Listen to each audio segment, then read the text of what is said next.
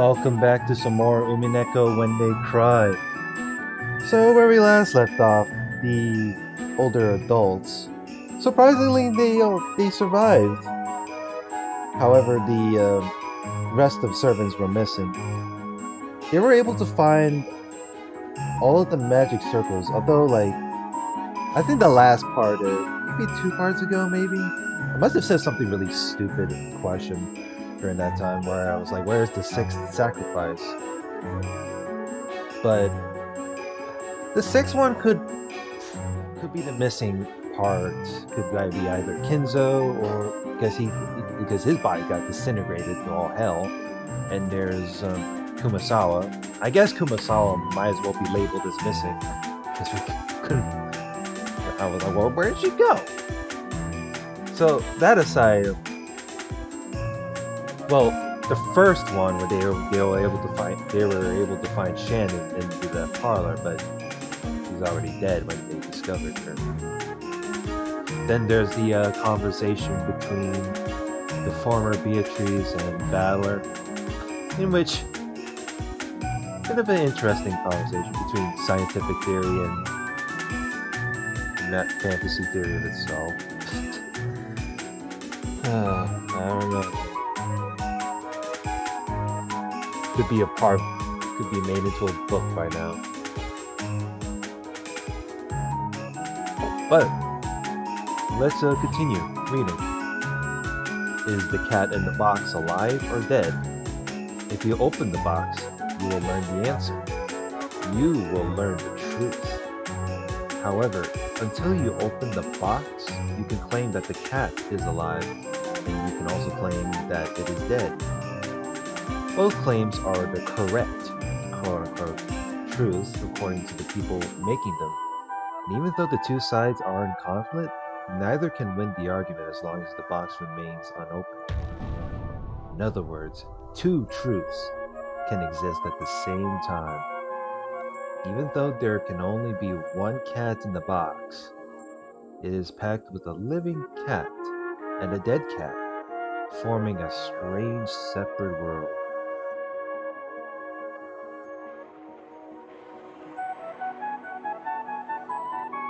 That is what Rokkenjima is now. This island is now a different world where a scientific theory and a magical one can exist at the same time. To a resident of the world of science such as yourself, at a glance, it may feel as though this island had been sucked into a world of magic. That might not be wrong, but it is not accurate. Strictly speaking, it has been moved from the world of science to the gap between that world and the world of magic. So, at a glance, it appears to you as though the world is tilted towards the magical side. But in reality, this island is now in a perfectly impartial position with relation to those two opposing worlds. Good stuff. よくわからねえ。現実と魔法の中間？限りなく公平な世界？どこがだよ。俺に圧倒的に不利な展開ばっかりじゃねえかよ。ならばこう考えるといいでしょう。これは裁判です。あなたとベアトリーチェが相反する主張を繰り広げている法廷だと考えるのです。Think of it, this is a trial? What the fuck is this? Is this some kind of Ace Attorney shit? like what? Yeah, maybe it is familiar. I was just looking it up right now. Think of it as a court where you and Beatrice are laying out opposing claims. ブラウン管裁判でもいいでしょう。A Braun tube trial. あの子はブラウン管の中には妖精が入っていると主張している。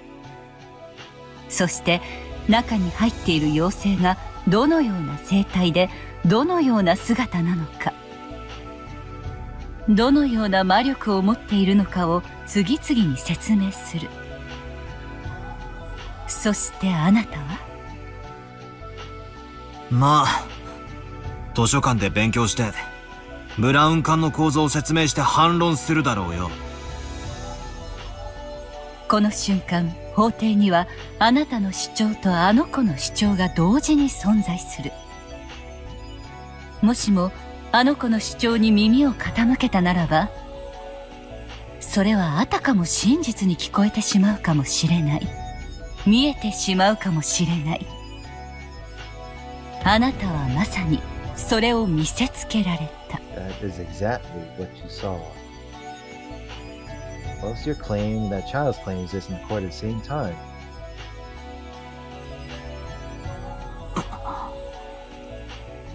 No words. 今この瞬間の六軒島には確かに魔女も魔法も真実として存在するかもしれない。しかしそれは猫の箱が開かれる瞬間までの不確定な波動関数の世界。すべての状態が同時に説明できる。しかし、真実は一つです。What is the one truth? それは観測されることによって収縮し、無数の真実が淘汰されて、たった一つの真実になる。法廷で例えるならば、これは裁判長による判決行為にも似ているでしょう。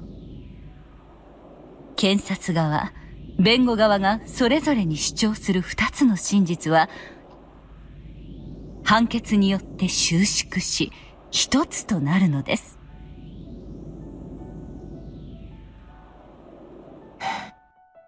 あんたの言葉を借りるとつまり、So, to say in your words, 今のこの島は、ブラウン管の中を覗く直前の世界ってわけなんだな。だからこそ、科学説も魔法説も、どちらも否定できない。否定できないってことはつまり、どちらも真実として存在できる。だから魔女も魔法も存在し得る。しかし同時にそれを否定するあなたの意見もまた真実として同時に存在できる。wait.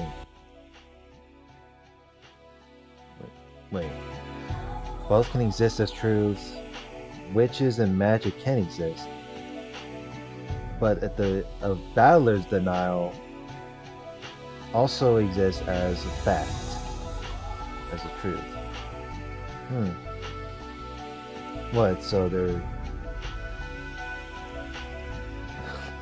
what? So opposing opinions come together as a matter of agreement? 相反する二つが同時に存在できる世界。そして相反する真実が互いを否定する理由にできない世界。理解できてきましたか？つまり、ベアトがどんなすげえ魔法を俺に見せようとも、それは魔法説の主張でしかなく、俺を否定することには当たらない。ベアトがどんな魔法を俺に見せようとも、この世界ではそれをもって魔法が存在する証拠にはなり得ないってことか。そうです。あの子は木からリンゴが落ちることすらも魔法で説明しようとするでしょう。あの子は一見杖を振るって魔法にてリンゴをもぎ取り、大地に落としたかのように主張するかもしれない。しかしそれはあの子の主張の一つに過ぎないのです。あの子のいかなる主張もあなたの主張する機会を拒むことはできない。その意味においてこの世界は双方にあまりに公平なのです。なるほどな。だがよ、その論法で言ったなら、たとえ俺が科学説で正論を示したところで、奴の魔法説と正面衝突を起こすだけで、俺もまた奴を論破できない。しかも、そのファイナルジャッジは、ブラウン管を除かない限りつかない。この世界のブラウン管はどこにあるんだ？ Where can it be within this world of Rokujima? 俺たちに、議論なんて必要ないってことになる。俺たちは、仲良くブラウン管の中身を覗けばいいだけの話じゃねえのか。I'm pretty sure your family's all whacked up there, Ballard, to not understand of getting along and peek into the brown tube. 中に妖精が本当にいたら、俺の全面敗北だ。いなかったら、逆に俺の勝ち。俺たちはブラウン管を覗かずに、どうして論争を繰り広げなくちゃならないんだ。それこそがあの子があなたに挑んだゲームなのです。裁判ではなくチェスと例えるべきでしょう。勝敗は裁判官が決めるのではない。戦っているあなたたち自身が決めるのです。真実が同時に存在できるめちゃくちゃな世界で、相手を論破なんてできるのかよ。現にあなたは論破されて今こうして屈服していますよ。 In a way, yes.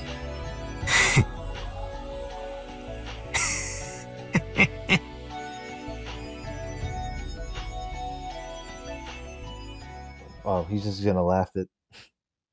今私に助言できるのはここまでです。 Does it? I don't know. It sounds like more therapeutic. However you can pronounce it in a way. もしもあなたが望むなら時折助言を与えましょう。ああ。ありがとう。助かるぜ。あんたの仇も、俺が取ってやる。ありがとう。期待していますよ。あんた、名前は？ベアトリーチェはかつて私の名でしたが、譲ってしまった今、私は名前を持ちません。Beatrice used to be your name, but what can be the nickname to refer to you by? ならば、仮の名でも名乗りましょう。Oh, temporary name. ワルギリアス。Vergilius. Vergilius. Vergilius. いえ、ワルギリアではいかがです？ Vergilia. Huh. I didn't know you were called by that. I mean, what am I saying? I didn't know I'm supposed to refer to you by ワルギリア。Vergilia. ワルキュリア？ Like Valkyria? 神話の女神の名前だっけか？いいえ。ベアトリーチェのもとへ導くものという意味です。煉獄さんの頂上にて待つあの子のもとへあなたを導く。その案内人にふさわしい名前でしょう。魔女を否定する俺が魔女の助けを借りるとはな。Yeah, ain't that kind of ironic? なるほど。異なる主張が同時に存在できるこの矛盾した世界なら、それもありってわけだ。笑える話だぜ。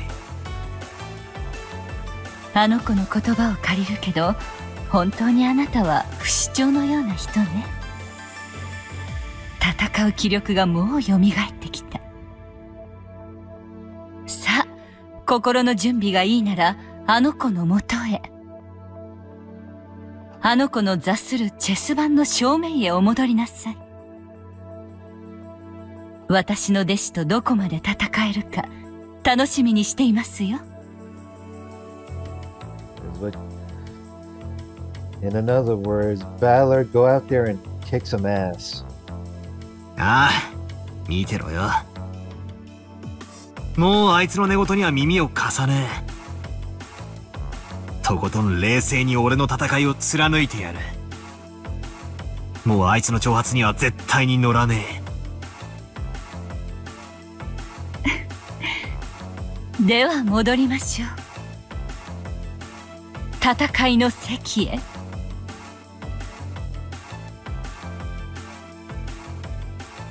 Let's see how this goes. おお、バトラー。Oh, it's the Golden Witch. I'm not gonna call you Beatrice. I'm gonna call you Golden Witch. So, alright, you know what, Beatrice, Vergilia, whatever. そなたどこへ姿を消しておったのか。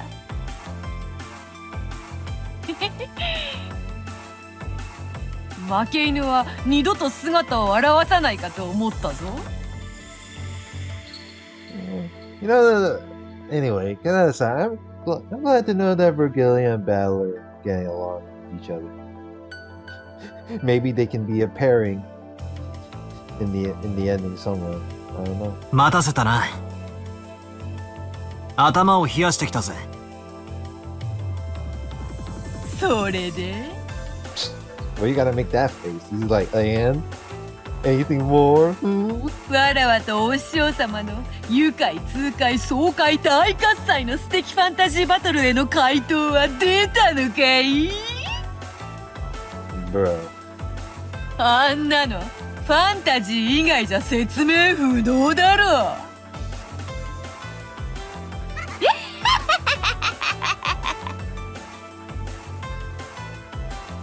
お嬢様、さっき親切で上品にするとお誓いになられたばかりですよ。いけねえいけねえ。バトラの顔を見てるとついつい上機嫌になってしまうものでな。ほれほれほれ、それでバトラ、さっきの戦いだがどういう反応を示してみせるよ。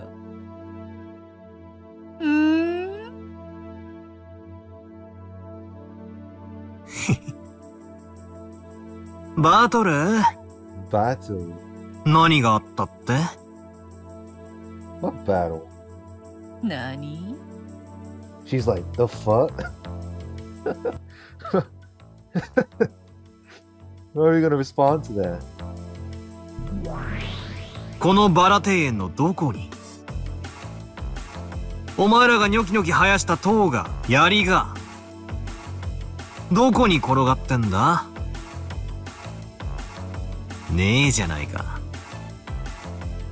つまり、こいつがブラウン管の中身ってわけさ。ブラウン管の中身とな。一体何の話を始めるやら。She doesn't know.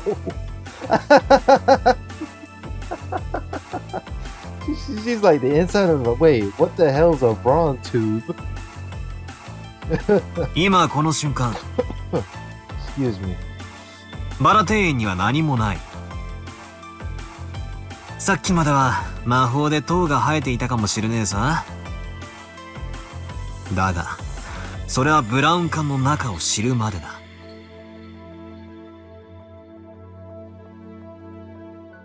Excuse me? 魔法バトルはお前の解釈、主張に過ぎない。今この場に何もないのがその証拠だ。俺はさっきの魔女の戦いにこう反論する。今この場に何もないのは何事もなかったことの証明だとな。It's not to mention, like, his entire family are like asleep. It's not like they can hear the fucking gunshot noises. Because this is like where's the battle? Where's it at? Oh. She's like, oh, no words.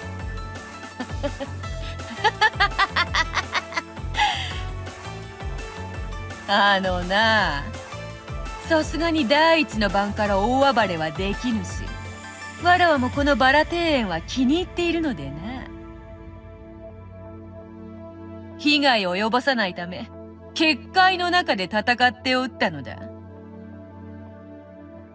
だから現実には何の影響も与えていないのは当然のことよ。それがお前の主張だな。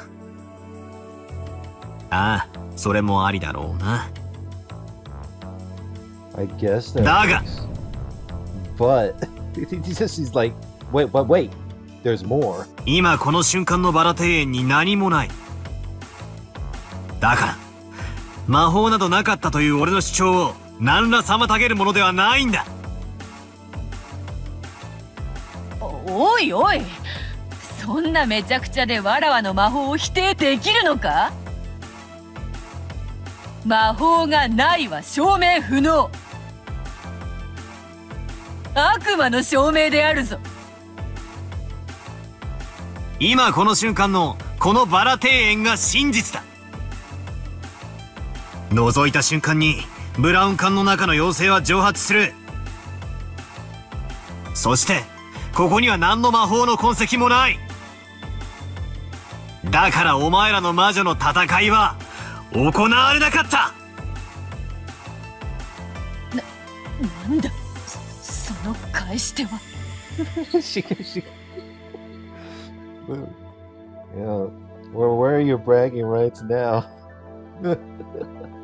その力はもしや。お忘れですか、お嬢様。多層世界収縮術です。It is the multi-layered world reduction technique. That's a technique I never heard of. Oh, okay, well. 無限の魔女の力と対になる有限の魔女の力。無限の魔女にしか悟ることができず、そして無限の魔女にとって最も強力な効果を発揮します。Look at Ronaldo. He's sweating. He was like, damn. This shit about to get spicy. シュレディンガーの猫箱か。That's a. Oh, hey, a different facial expression this time. あの老いぼれ魔女め、余計な入れ知恵を。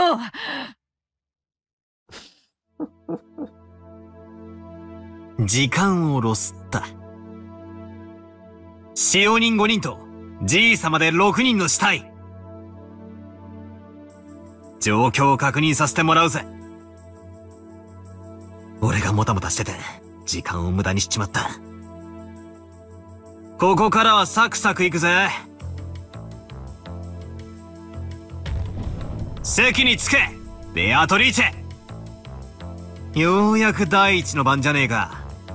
本番スタートだぜ。どんと来やがれ。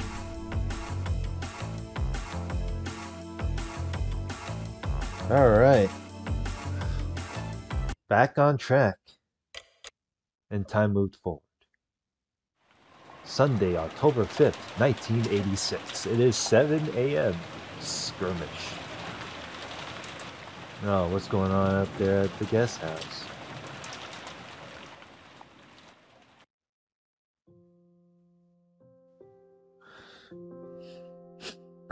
I love how Battle is like, yep. He's like, you're wasting time. Let's get on to the chase.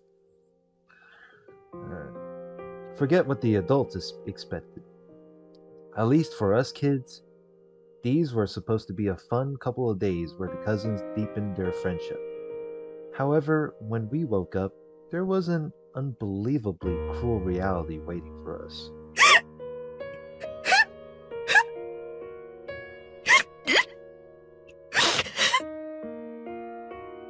What the fuck was happening? Oh, because time went forward, they already discovered that the servants, the first 6 already got killed off.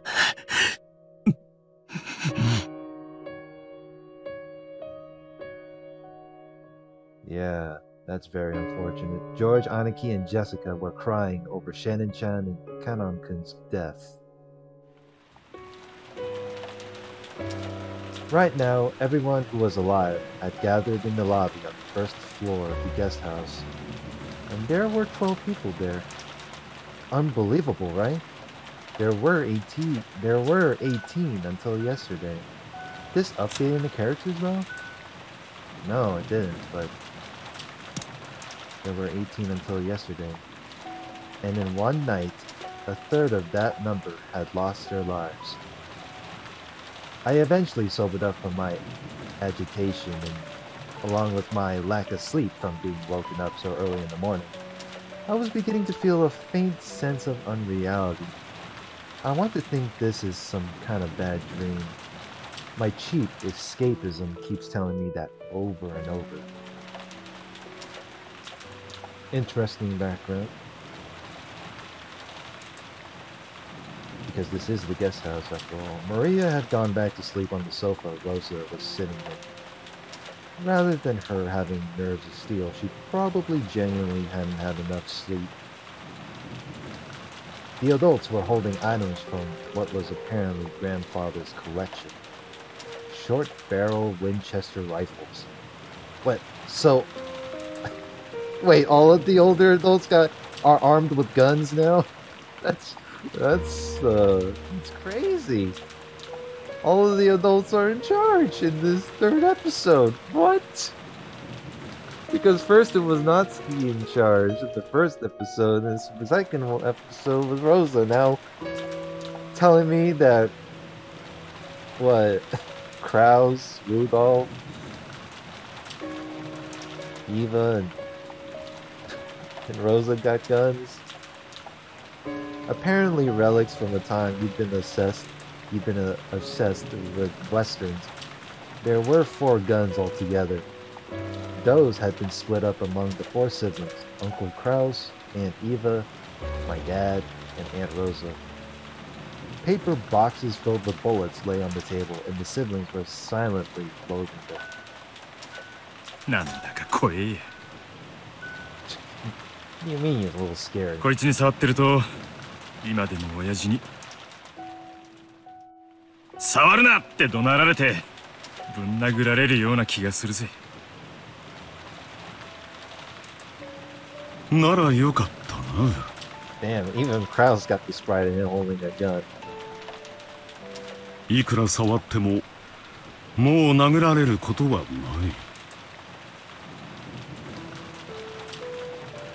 You know, from you 4, y'all giving me a very itchy feeling about it. 信じられないわ。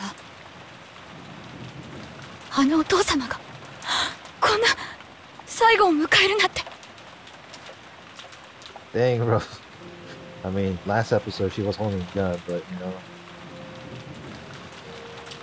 yeah, it'd be like this. 金蔵さんに限って普通に床で亡くなるようなことはないだろうと思っていましたが、それにしてもむごすぎる。ねえ、あれは本当にお父様なのかしら。私は別人の死体でごまかした替え玉を疑ってるんだけど。You think that's fake? I don't know. A little bit of a stretch, but could be a possibility. Could be someone cosplaying as Kinzo or something. I don't know. いいえ、あれは間違いなくお父様です。足の指をご覧になったでしょう。世間広しといえど、両足の指が6本の人間はそうはいませんよ。Yeah, because according to the first episode, they checked it was 6 toes on both of his feet. Is there even a human being out there that has 12 toes altogether? でもいないとも言えない。多子症は珍しくない病気だと聞いたわ。王子掛けの大好きな方なんでしょ？どこかで両足の指の数が自分と同じな遺体を手配したかもしれないわ。Yeah, well, if Kinzo disappeared, surely they just grabbed some random ass dead body, just placing them there. バカバカしい。そんなこと何のためにするというのですか？ I mean, you sure that Kinzo don't store dead bodies? 普通の人にならわしもそう言うわ。Like, what if one of the former servants has 12 toes altogether? しかしあのお父さんや、桐江さんの話も全くの口頭無形とは言い切れんのやないか。小死体は身元の確認が難しいという。だが歯型とか骨格とかいろいろ調べる方法はあるはずさ。警察が調べれば一発で身元なんかわかるに決まってる。問題は警察より先に電話技師が必要だという点だがね。この台風じゃ船は来られないでしょうね。なら明日になるのかしら。Well, surely a typhoon don't last more than a day. Who knows? おそらく明日の9時にもう一度船が来てくれるでしょう。そこで警察に連絡できると思います。私たちも、そして犯人も。つまりは台風が通り過ぎるまでこの島に閉じ込められたってわけね。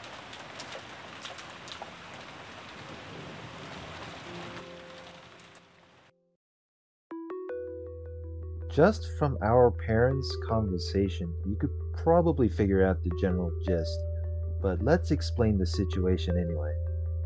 First, early that morning, in various places throughout the mansion, a total of 6 corpses, including grandfather and all the servants, had been found one after another. First, grandfather had been in the boiler room, completely burnt. Oh, so he ended up being burnt, just like in the first episode. Oh, now it's all 6 this time. Burnt corpse from the incinerator in the underground boiler room. As there were no signs that Yacht fought to get out of the incinerator, it seems reasonable to think he was burned after he was murdered. Too bad this time. Game over right at the very start. And there's Genji. Corpse discovered in the 2nd floor VIP room. The murder weapon is assumed to be a gun or spear-shaped object. In appreciation for his many years of service, Genji shall be permitted to sleep in the VIP room. And there's Shannon.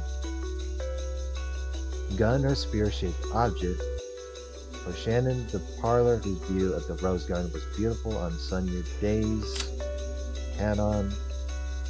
Gun or spear-shaped object. The chapel for Canon. Oh, so Shannon's body was in the parlor, Genji in the 2nd floor VIP room. Canon died in the chapel. The chapel for Canon, even after death, keep on protecting the place according to the Lord. Goda. Let's see. It's discovered in the 3rd floor servants' quarters. He wanted to gain Kinzo's favor. The room next to the study is appropriate for him. There's Kumasawa. Discovered in the 2nd floor guest room. 3rd floor servants' quarters and the 2nd floor guest room for Kumasawa. The seldom used guest room on the second floor was her secret napping spot. Interesting. So the servants died from a murder weapon of a gun, a spear-shaped object, and then Kinzo just got burned up in the incinerator. I see.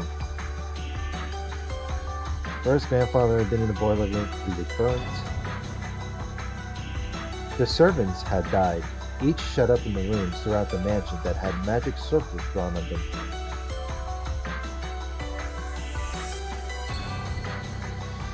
The cause of death for the servants was uncertain, but according to Dr. Nanjo's diagnosis, there was a high likelihood that they had been stabbed by something like a spear, or possibly shot with a gun.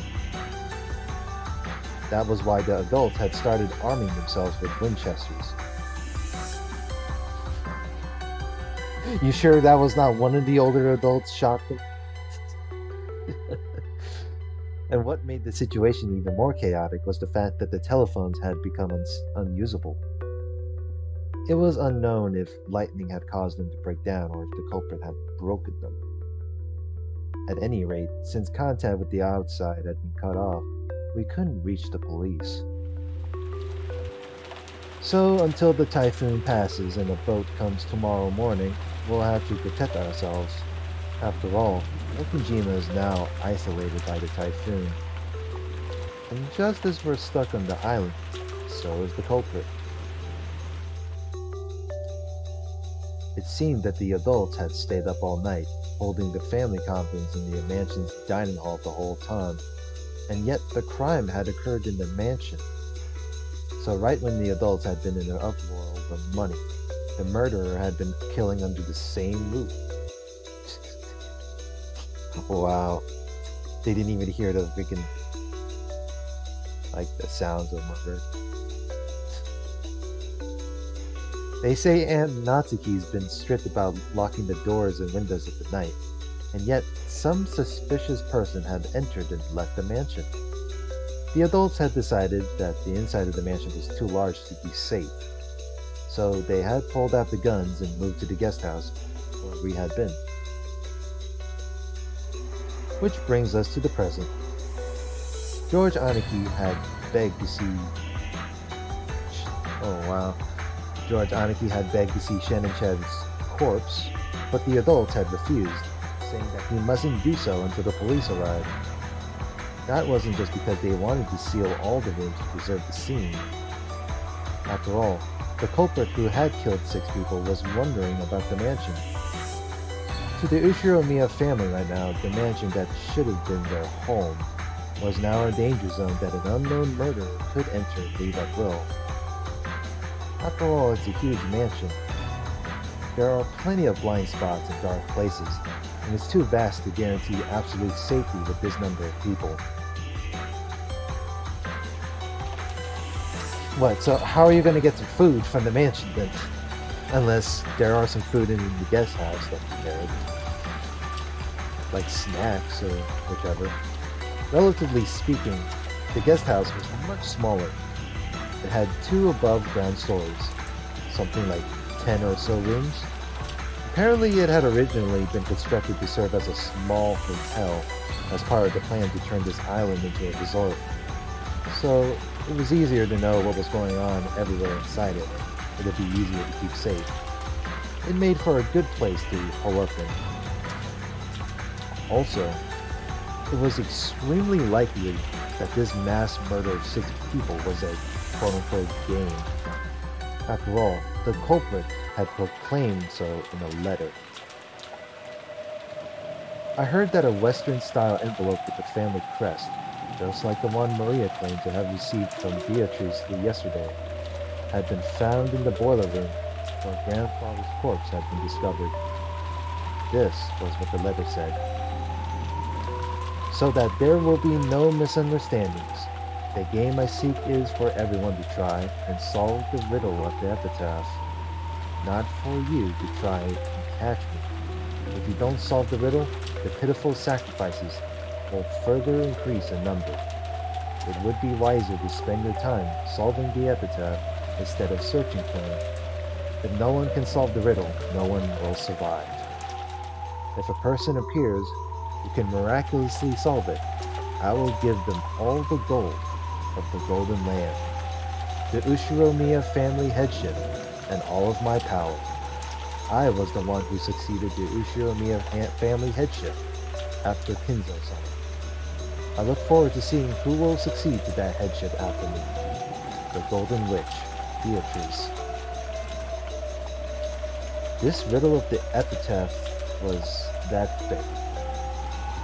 That strange epitaph, written by the portrait of the witch on display in the hall of the mansion. Grandfather was the one who had it written, and the person who solved it would supposedly be given the inheritance, or the gold, or the hidden gold, or something like that. Ever since it was first put on display there several years ago, the relatives had secretly tried to solve that riddle, despite saying on the surface that the whole idea was silly. However, up until today, no one had solved it. We were once again being urged to solve that unintelligible riddle, and this time, we were faced with the threat that we'd all be killed if we didn't solve it. But that wasn't a game, quote-unquote. What else could it be? The bold opinion that we should search the premises for the culprit did come up once. However, there was a good chance that they were armed, and there might not be just one of them. And while they might have been able to kill more than 6 people, they had stopped at 6. The opinion that won out in the end was that we should avoid needlessly antagonizing the culprit and hole up in a safe place while we waited for the police to arrive.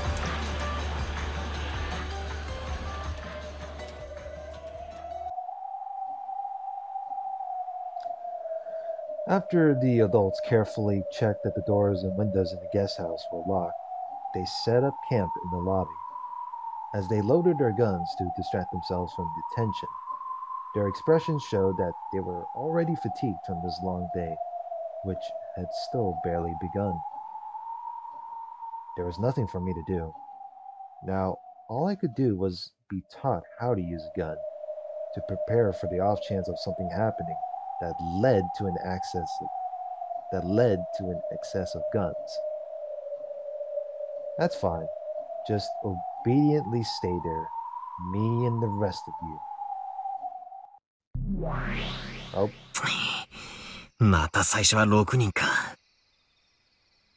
しかも、今回はじい様と使用人が全部まとめてときたもんだ。Yeah, well... Oh, wow. Oh, they added Virgilia this time. So we got Beatrice. Let's see what Virgilia has for a description. Retired Endless Witch and Beatrice's master. Made proper use of the endless magic and dedicated her life to the happiness and smiles of people. Taught Beatrice the endless magic and retired believing that Beatrice would devote herself to people in the same way. As well as being Beatrice's master, she was also the consulting mage of Beatrice's old home. For this reason, Virgilia interacted with her in the matter of a servant. It is said that this was responsible for causing Beatrice's egotism and excesses. Yeah. Very great to know. So we got two. We got a retired Endless Witch, and then we got the current Endless Witch.